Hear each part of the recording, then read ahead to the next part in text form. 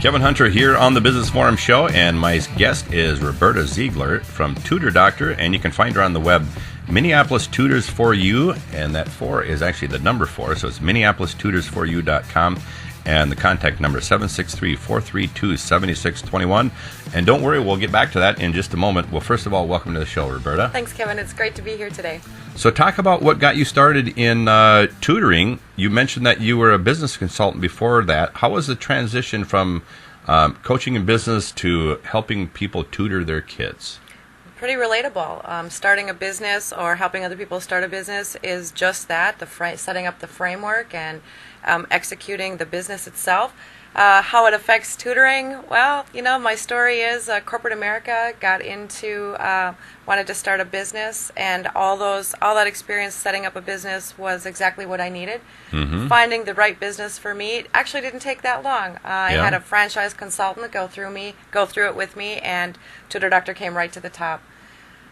The other side of my life is family has been a very staunch community volunteers. We have supported a lot of different organizations, but the one that struck the chord as to why Tutor Doctor became important was the National Guard Family Readiness Program, where John and my 2 children worked with a couple different families, and things happen in families when those situations come up, and there was one family in particular that really needed some TLC. They really needed some extra support, and so we worked with the kids. I got involved with the schools. It really was quite amazing, and Tutor Doctor was put in front of me just about at that time, and it was a no-brainer for me.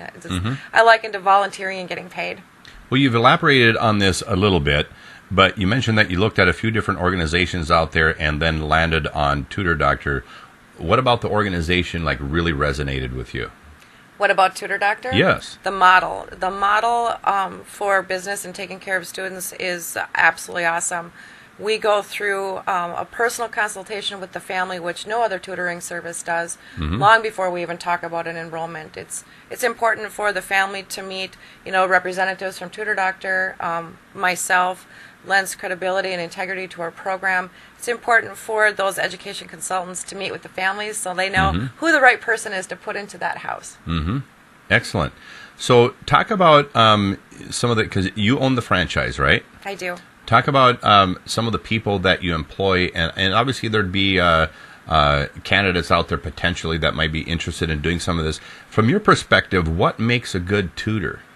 What makes a great tutor is that great, compassionate, passionate person about helping students.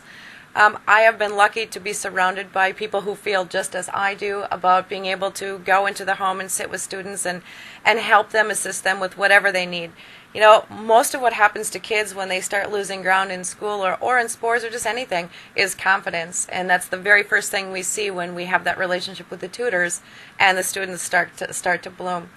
Those tutors who have those abilities, education is just as important, what they're comfortable tutoring, but to have that personality and to be able to work with kids one-on-one is absolutely priceless. Mm-hmm.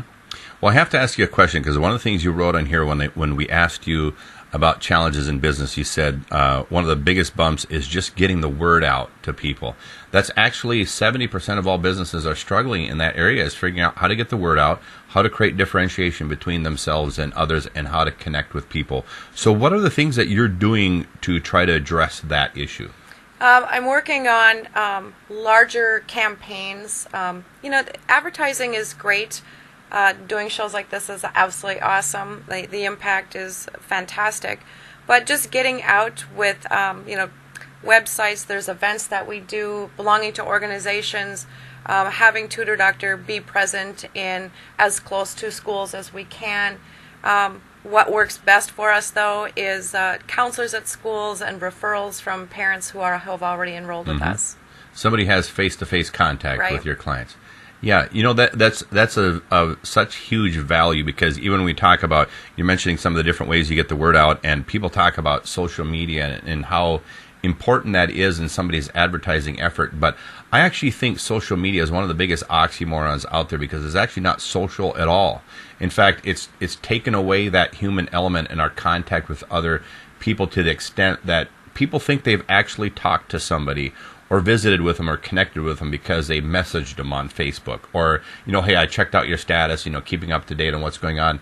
And I think about that even in my own life, and there's all kinds of people that I haven't seen for quite some time, and yet I wonder sometimes if social media isn't the reason why we're not. And so when I look at that whole piece of the greatest value for you is connecting with people who connect directly with your clients. The same will be true of you. You being able to spend FaceTime with somebody is going to be your single most effective marketing tool you can put in your organization. And it's true of one business after another. So when you look at all the different ways in which you spend money out there in advertising and marketing, the real litmus test has to be, what advertising tool actually puts me in direct contact, face-to-face, with the person I want to do business with. And those are the things that are actually working for you. I had a really funny conversation with somebody who said, hey, our Facebook likes were going up, but who cares? Get over yourself. I don't care what's going on with their Facebook likes. I just want to know how many people are actually coming in and talking to us. So what advice would you give, based on the time that you've owned the business and whatnot, if you were thinking of starting a tutoring business again and you could rewind the clock, or if there's somebody out there in our listening audience who's thinking of this, what advice would you give yourself, thinking back a little bit? Before I started, initially I thought I was pretty well prepared, and I had thought through the plan. I think there needs to be a little more research as to competition, research into the learning centers and the online learning tools that are available to kids. A better marketing plan initially right out of the gate, as far as getting out there and shaking hands and kissing babies. I mean, you really need to have a face. That people need to know who you are, because like anything else, you want to be you want to be surrounded by people that you can trust. And those are the same kind of people you want to do business with. That face, especially when you're talking about kids, parents and kids. That's so important. Yeah.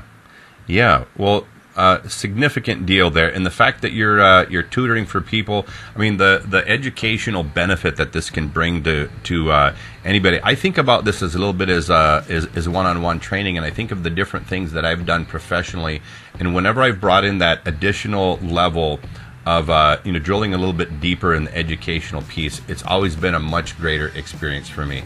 So I can only imagine how beneficial having a tutor in your educational experience could be. My special guest here is Roberta Ziegler. You can find her on the line at MinneapolisTutorsForYou.com, and the contact number is 763-432-7621. Kevin Hunter here on the Business Forum Show. Thanks for joining us.